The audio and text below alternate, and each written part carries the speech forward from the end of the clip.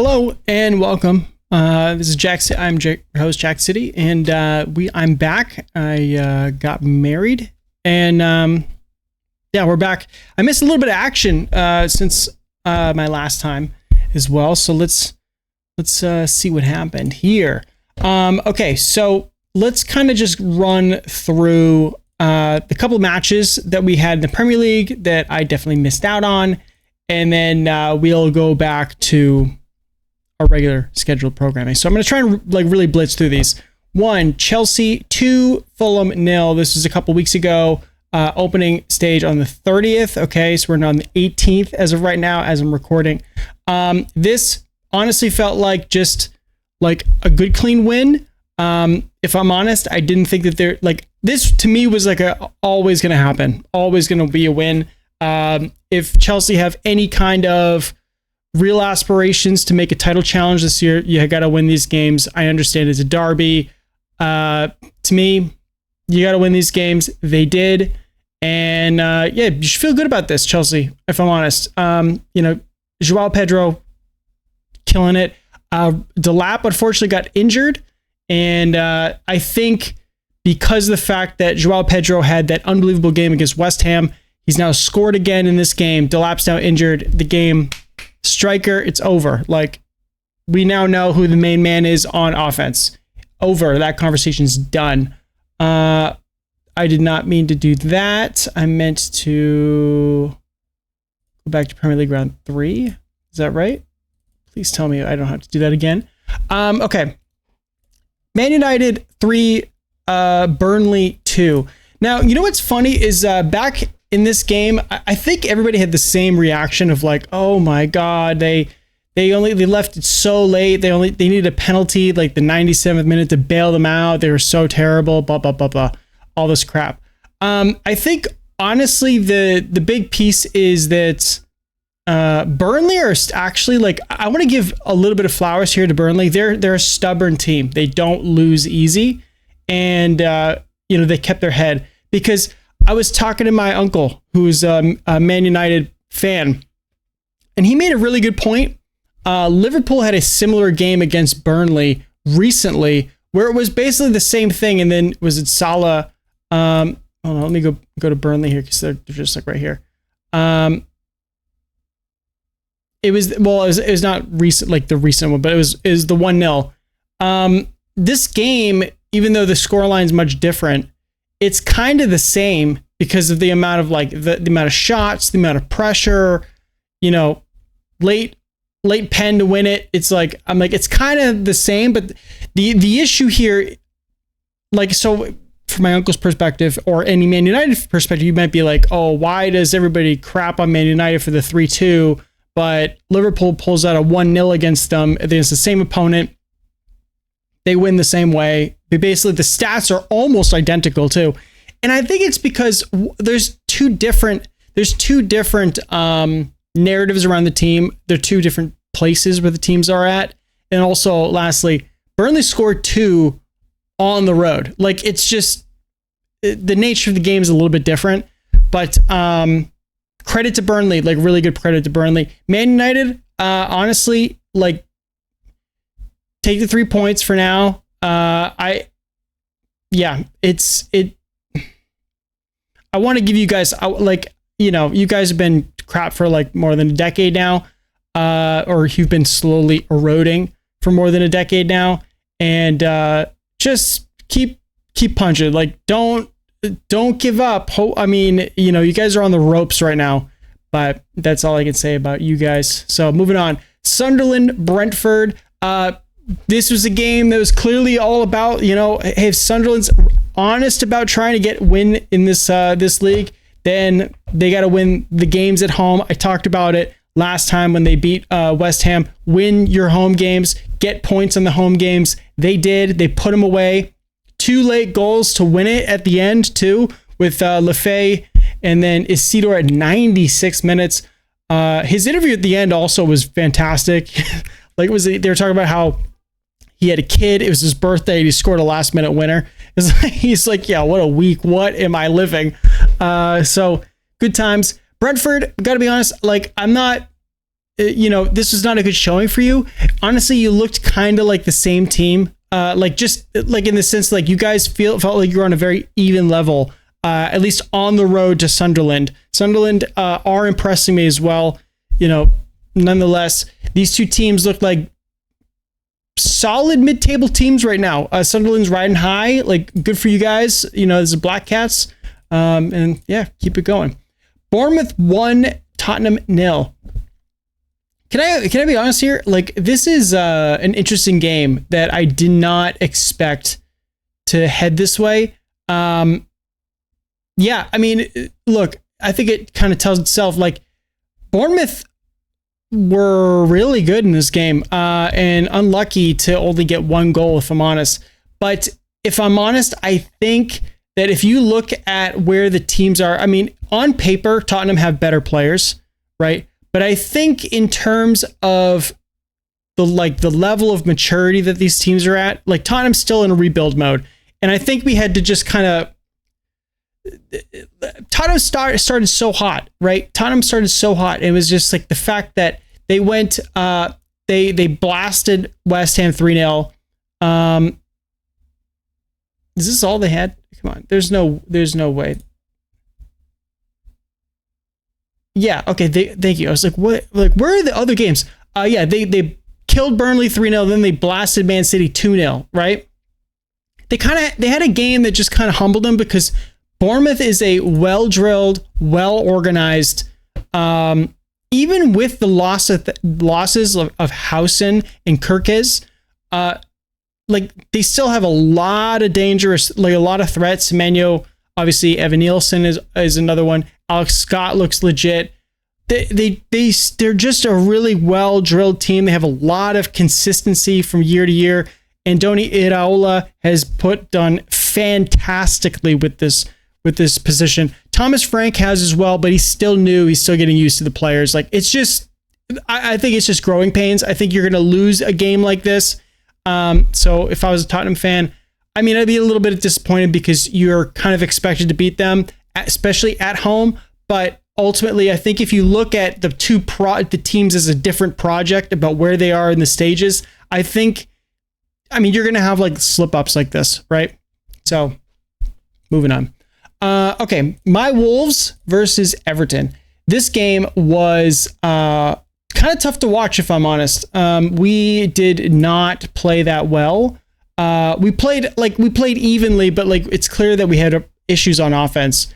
And Iliman Ndiaye and Jack Grealish, and also Kieran Dewsbury Hall. These guys are like, these are the guys that we need as like a Wolves team. Like they're clearly the cut above. They're kind of the engine in offense. They're actually going to make plays for you guys. And I'm happy for you, Everton fans. I am. To have a Jack Grealish on your team is fantastic. To have a Dewsbury Hall on your team and Jai on a team.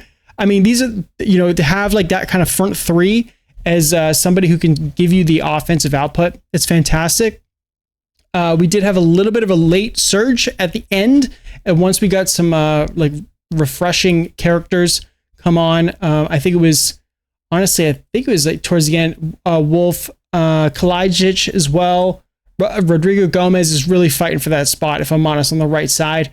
So, yeah, I mean, yeah, it's not great for us, but we'll see what happens. We as Wolves, like, we still look like relegation fodder. Obviously, I'm doing this kind of retrospectively, so I know that we're going to lose the next game against Newcastle. But in this game at home against Everton, I expected better. We really kind of should have gotten like a point or something out of the game, even though I understand that Everton's kind of in an ascendancy at the moment with the latest additions, which again, good for you guys, Everton. Like, you guys are looking like really good. So moving on. Leeds 0, Newcastle 0. Okay. This is telling me a couple things. One, Leeds are actually difficult to beat at home, which if you are a newly promoted side, you have to make the home ground a fortress. If you're going to get beat at home, just pack it in. It's going to be a long year. That's it. Right? So when it comes to that, good on you guys. You guys made it like just a slog of a game. Look at This is what I'm talking about. This is a slog of a game. And Daniel Farka said, like, look, we got a point at home. Like, we've had a good start. I'm not really that fussed about it. And for Newcastle fans, I got to be honest, like, just looking at what your start so far, even up to this point, right? Even up to this point, you guys had 0-0, then the 3-2 loss, which was pretty devastating. And then you put in a 0-0. Now, I know you beat Wolves the next time, 1-0, right? But slow starts, like not really putting it together. I don't know what it's like, not quite clicking, because you guys play at a really high level. So I don't know what this slow start is all about. But yeah, because you guys were pretty underwhelming in this game, and you definitely got frustrated with how Leeds played. So good on you, Leeds. Another good display. In Newcastle, you guys got to do a little bit better. All right, moving on. Brighton 2, Man City 1. This is another one that I kind of was a little surprised at, if I'm honest. I understand that Brighton are a good team. They're good at home. I mean, they're well drilled. The ownership is so plugged in. Like the way that they're able to get players, manager. It's like everything's just like interchangeable. They're just like Legos. Just as soon as somebody pops off, they have like another piece that just slides right back in, and that includes the manager, Hertzler. Like it's like the last manager never left. They just plug them right back in, and the team's like never really dropped off. They're either top half, or if they're not, they're right under that at like 11th or 12th.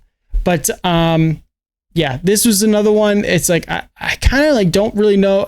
It's clear that Man City's still trying to like gel together and figure out how to play together.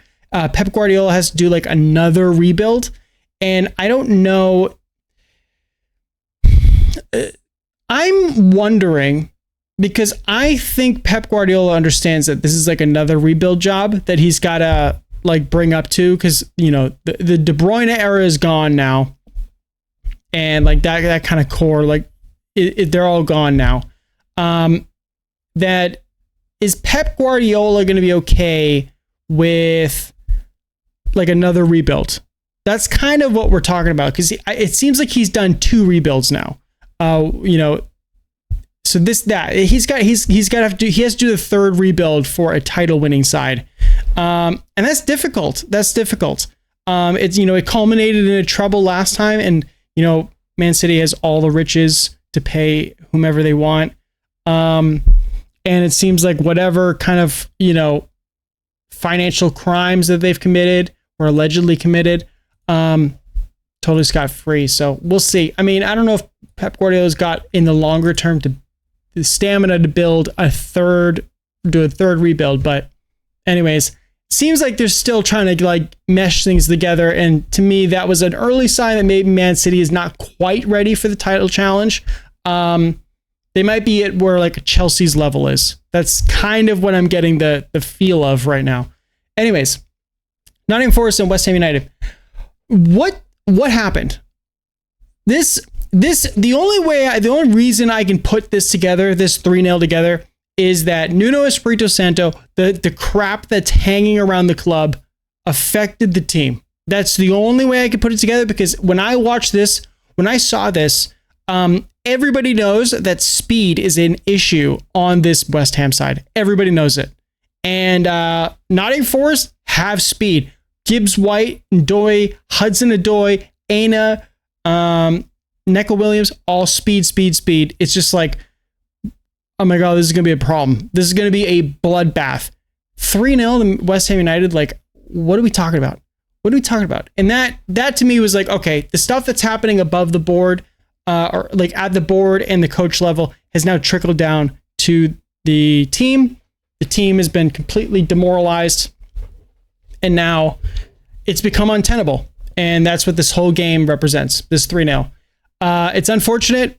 I mean, first off, the thing is too, is like the very, very end as well, 84th, 88th, and 91st, kind of just a total capitulation at the end of the game. But that's how I read this game, from what I saw. And also, like, it's crazy. Anyways, okay. Second and last of, was it match week 3? Yes. Yes. Whoa. Yeah, match week 3. Okay. Liverpool Arsenal. Okay. First of the big giants, the two teams that are actually going to really challenge this year. And Liverpool, again, just like pulled the rabbit out of the hat. That's all it came down to. Pulled the rabbit out. Szoboszlai with an incredible free kick to bail him out in the 83rd minute. I do want to highlight as well, because I know I'm going to move on to the other games here. Like the games that they have, I was texting my buddies about it. I was like, the fact that Liverpool, like they made a deal with the devil or something. It's crazy that the amount of, yeah. So Chiesa in this Bournemouth game, right? 88th minute, right? And then they scored the one after that. In this game, in Gamoa, the 100th minute versus Newcastle, right? To win that one. This 83rd minute was Szoboszlai's free kick. Here is the 95th minute penalty with Burnley. They played like garbage. And then sure enough, Van Dijk, the 92nd minute with Atletico Madrid. That's the first 5 games of the season. All of them, all of them, just like late goals. So Liverpool have pulled another one out. To me, that just again feels more like they're just title winners. They have that emotional maturity to handle a big game and like get it over the line. Like they, were bailed out by a individual moment of individual moment of brilliance with Szoboszlai, who is an absolute world-class player. Genuinely one of the best players in the world right now, like bar none. Salah looks like he's lost a step in speed. Still has the technical ability, obviously, but yeah, it's just the Szoboszlai is incredible player. So, got him over the line for now. I mean, it's a long season, so that's for now. The setting the pace, gonna be Liverpool, even though they do look shaky at times. This one, what happened here? Crystal Palace 3, Villa 0. Again, this is another game where I'm just kind of like, I don't like something's up with Villa, and this is not normal. You shouldn't be at home getting blown out 3-0. That's a sign of an issue. And yeah, I mean, is it the injuries? Is it the fact that, Unai Emery has been complaining and whining a lot about not being able to like kind of maintain the level that he wants? It's, yeah, it's difficult because you can clearly see the effects. Like Villa and Newcastle are in the same stage of the project. I talked about this in an earlier video. They're the same stage of their project, and Newcastle on, goal difference got to the Champions League. Villa did not. They're in the Europa League, and you can clearly see the trajectory of both teams, how they were able to build in the offseason using that cash. It's an interesting little if you really want to know what it looks like to, that 5th place versus that 6th place, this is an incredible way, just kind of window into it. You look at Aston Villa and you look at Newcastle and how they built their team in the offseason, and just kind of what they're able to work with. But yeah, this is a really bad loss. It sucks. Glasner, Palace fans, fantastic. You guys played really good against a solidly difficult opponent.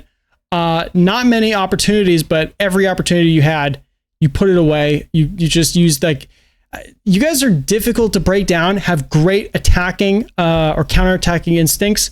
Even with Eze gone, you guys are still a competent side. And that's a testament to Glasner and the way that he sets up the team. Also the players that are there that are able to adapt with losing a star player like that. Fantastic.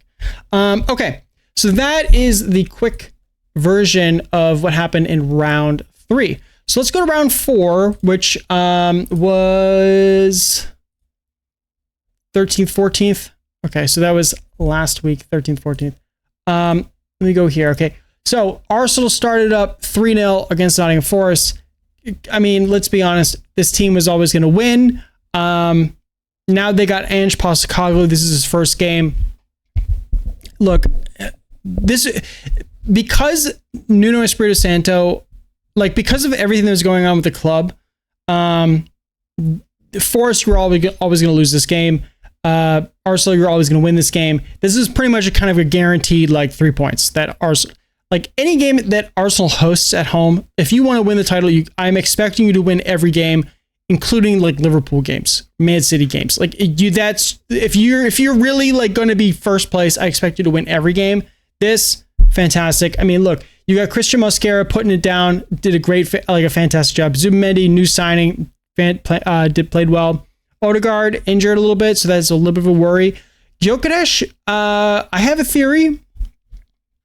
Doesn't score in big games. I have a theory, but we still got a season to play out. But that's my theory. He's now scored against Leeds and Nottingham, but we shall see. We shall see. He might be able to get you over the line in those tough games against lesser opponents, but I don't know about the big opponents in the big games. We shall see. We shall see. We shall see. Anyways, easy win. Bournemouth versus Brighton.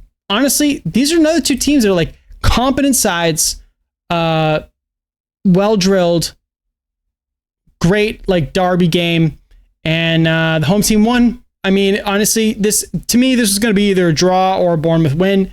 It's not because I don't like Brighton. It's just I just think it was just like a home field advantage thing. That's actually it. I did not have like anything else. It did help that Hishelwood got hurt very early into the game. So yeah, I mean, honestly, like again, good on Burnley, man. Like Bournemouth. Bournemouth is so competent. They started off so hot, 3 wins from 4. And, you guys are putting teams away. Wolverhampton, that was a tough one, too. We played really physically.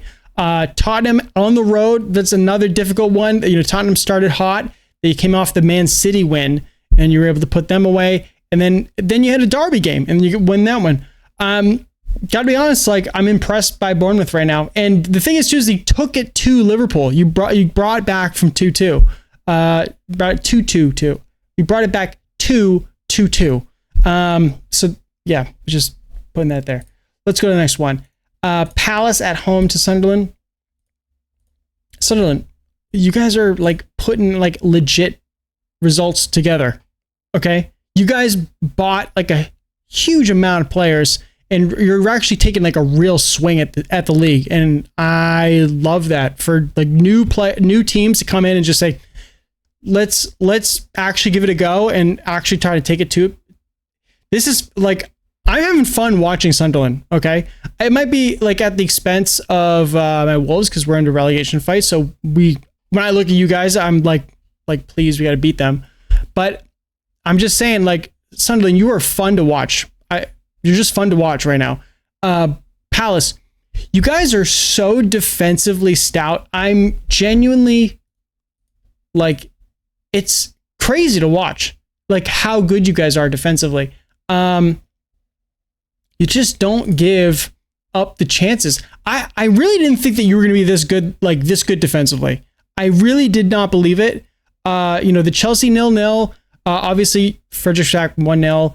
And then on the road, 0-0, 1-1 against Nottingham Forest. You 3-0, 0-0, 1-1, and then win on penalties. Like you guys just don't give up the opportunities. You really don't.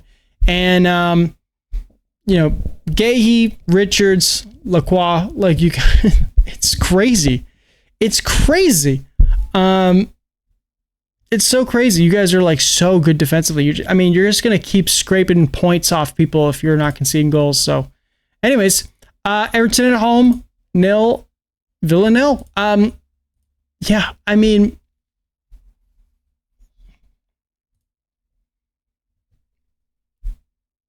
Villa, you can't win. This is also going to be a difficult game because, again, they got the new stadium, Everton. They got the wind at their sails. Like, they just feel very positive right now. David Moyes has definitely turned the ship, and Everton are a feel-good story again. So I understand that this is not like Everton of old. This is not like Everton from 2 to 3 years ago. This is Everton in the common era of David Moyes and the new stadium. So that being said, I mean, score a goal, man. Score a goal. You guys are just not putting it together. The 0-0, the 3-0 loss here, nil, it's like, what are we talking about? Like, you guys are getting, if you told me that Aston Villa through 4 games would have no goals, I would never have believed you. Never, ever, ever, ever. It's such a, like, I don't really understand what I'm watching. Like, Aston Villa, what is happening to you guys? Because it's like, what, you guys still bitter that you lost out last year? What's going on? But Everton, solid draw. Aston Villa is a difficult and advanced opponent. They're above your level in terms of like the talent level. So good win. All right, going on to Fulham here. Honestly, like, this should have been a draw, if I'm honest. The game should have been a draw. Should have been another 0-0 draw. Leeds, concedes an own goal right at the end. And that's unfortunate. That's like definitely a little unfair for Leeds, but like, that is what it is. I mean, this is the Premier League, but the thing is too, is that Fulham's also an advanced team. Marco Silva's a good coach. He's got like a set squad. I understand that Daniel Farke and like the rest of the Leeds team is, promoted now. And it's just the fact that like they're just still adjusting to the new level. It's like unfortunately, these things happen. Like, so Leeds, you gotta shake it off and keep moving on. But these things happen. You try to limit them as much as possible. Obviously, you don't want to concede too many points. But this one kind of sucks. Should have been a 0-0 draw, if I'm honest. But look, if you're Fulham, take the points, man. Like, whatever. I mean, if you're going to be given a win that you don't really necessarily deserve, then like who are you to complain? But Fulham, like you've done decent so far. This game, we as Wolves, we looked great in the first, I want to say like maybe 30 minutes, basically up until the goal. Really, we looked good up until the goal, and then it kind of shut off for us. That was kind of it. We didn't really look that good after that. So that's a little frustrating for us. Wolves, again, we still look like a relegation side. No surprise, we have 4 losses from 4. Newcastle, yeah, I mean, you looked like the better side, if I'm honest. Like, over the course of 90 minutes, there were points where we as Wolves look better than you guys. Voltemata looks like a decent pickup.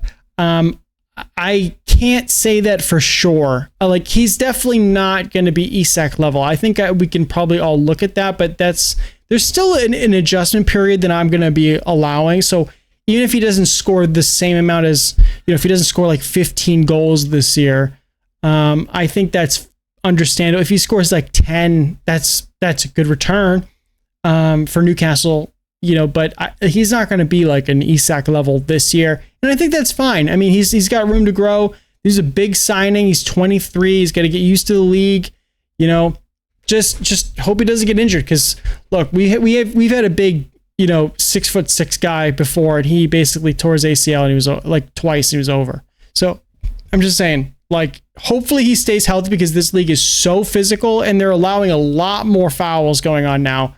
The Mosquera one in this game was also like, that should have been a red card in my opinion. I'm trying to stay honest, if I'm honest. Like, I'm trying to stay honest. Like, I don't want it to be, I don't want to say that, but it's true. It's that, I mean, Mosquera was basically looking at, was it Harvey Barnes, and raised his elbow and clocked him across the face at the, and that was a goal scoring opportunity because Barnes basically passed him. So that is what it is. Yeah, we'll see how Voltemata goes on, but you guys have a great midfield, and that's really kind of the engine that's powering you guys forward for Newcastle. I mean, Guimaraes, Tonali, Joel Linton, keep it coming. All right, Tottenham Hotspur 3, West Ham 0. This is kind of going back to what I was expecting. Somerville's back, which is good for you guys in Newcastle, but this game was more where I thought things were going to be. West Ham's quick 3-0 victory from the week before kind of surprised me, but even with all the turmoil, but yeah, I mean, Thomas Frank has this team believing. Joao Paulinho looks fantastic. Bergvall, a goal and assist in this game. Again, I want to just put in the teenagers that they have of Bergvall, and then also, where are you? Archie Gray? It's not in this game. Anyways, Archie Gray, they look really good. They look really talented, and I'm glad that you guys got them because they're going to be either a great profit or a great player. And then also you tack on the fact that you guys got Xavi Simons. Guys look like a good team, if I'm honest, a really good team. And hopefully you guys can keep growing. I like watching Tottenham right now because they're just an interesting side to watch. They look a little bit further down the road in the project than some other teams at this stage, being so new into where they should be. But if you have a good preseason, you have a good recruitment strategy, this is what can happen. All right, next one. Brentford 2, Chelsea 2. Okay, let's actually, this is actually a good, I think this is a little bit of a sign of something else. Chelsea. Okay. I think I talked about this before in an earlier episode about a different game. It's not the Fulham game. Was it this game? Yeah, I think it was. I think it was during this game, the 5-1. So there was a period right here, right? They're already up 5-0. Chelsea was already up 5-0. There's this period at the end of the game where West Ham had just a little bit too much possession, was a little bit too dangerous at the end, but the game was already way far gone. And fans are basically out of the stadium and everything else. And I remember saying in that previous video, I'm like, Chelsea to me might turn off at times, and that's the danger. And I called it that. I called it then. I was like, Chelsea are going to concede dumb goals every once in a while when they shouldn't, because they're going to turn off because they're a young side, or Chelsea's a young side. Again, I just want to look at the age of these 23, 25, 24, 20, 21, 23, 24, 27, 26, 19, 27. That's of this starting lineup. The bench, 27, 5, 19, 23, 21, 23, 19, 22, 21. Even on the injury list, no one above 25. Super, super young side, right? Super young side. Now, the thing is, you guys are going to blow teams out like a West Ham game, right? But you're going to have these really wonky results, kind of like this, where you have a 2-2 against Brentford, when it really shouldn't be. It really shouldn't be. Even if you look at this, they're kind of the same, but that's because of the counterattacks, right? It's just this is where the emotional immaturity comes into play. Chelsea's still going to be an extremely good team. You guys will probably be third or fourth, depending on how Man City shakes out. But you guys are going to be able to actually take it to any team that you want. You're actually going to be able to take on any team, particularly at home and even in the Champions League. But the thing is that you guys are going to switch off in crucial moments and or not be able to deal with it because it's going to be too high pressure of a situation. And that's because of the lack of maturity, the emotional maturity, the focus. And that's what happens. That's what happened here. Brentford, good on you. You guys are And by the way, the Brentford, this is where I'm giving you your flowers here. You guys are surprising me with the amount of turmoil you've had with your star players and your coach. And the fact is that you've been able to maintain this cohesion, really, like through here. You guys are clearly not where you're going to be of yesteryear, but you're still maintaining a level of quality, a level of like standard that you guys are kind of notching in. And with Keith Andrews here, like, I think everybody, I can speak for everybody, like, I think everybody said like, oh, you're probably going to get beat pretty easily here. And you didn't. You brought home a draw. And so I got to be honest, like you're exceeding expectations. Keith Andrews is, Brentford is. So just keep notching out these points like this. But Chelsea, like, this is the emotional immaturity. Like, if you guys want to talk about like doing a title challenge, you're never really going to make a title challenge, if I'm honest. Like, or you're never really going to win the title. You have the potential to make a title challenge, but games like this make me think you're not quite ready yet. It's a long season. You know, we've got more than 30 games left, but I just wanted to harp on that. All right, next one. Liverpool stunk in this game. If you watch this game, it was absolute buffoonery how bad this game was. And Ugochukwu got the red. It kind of, it's just like Burnley played so well. They were so stubborn. This game should have been 0-0. It really should have been 0-0. And it wasn't, it was a late penalty, and that's pretty much it. Like, the game was bad. It was a bad game. Liverpool, even though, they have all of these shots and the XG and all this, it makes it look like they had, like, they should have scored like 3-5 goals and they just couldn't put it in. No, this game was like garbage to watch. It was like just garbage. And yeah, they got one. They got one. That's actually like, but that's like what champions do. Like, that's what champions do. They go and they win ugly, even if they're not playing well. Okay, this one, 3-0 Man City over Man United. Everybody wants to shit all over Man United and everything. And like, I guess, here's the thing. It's like, okay, Sky News. Okay, with Gary Neville and Roy Keane and all these other guys, right? Carragher as well. Here's the thing. Like, I think everybody who watched Arsenal Fan TV, to watch people just shit all over Arsenal, because Arsenal Fan TV like grew in fandom just because they shit on Arsenal, like for getting fourth place every year, or getting defeated by Man City or Man United or whomever it was who was hot at the time. And they had like a permanent fourth place, and then eventually they kind of rode to fifth and sixth at the end of the Wenger era. But the thing is, like, Sky Sports and like just the British channels right now, specifically, it's like Roy Keane and, Gary Neville and Jamie Carragher.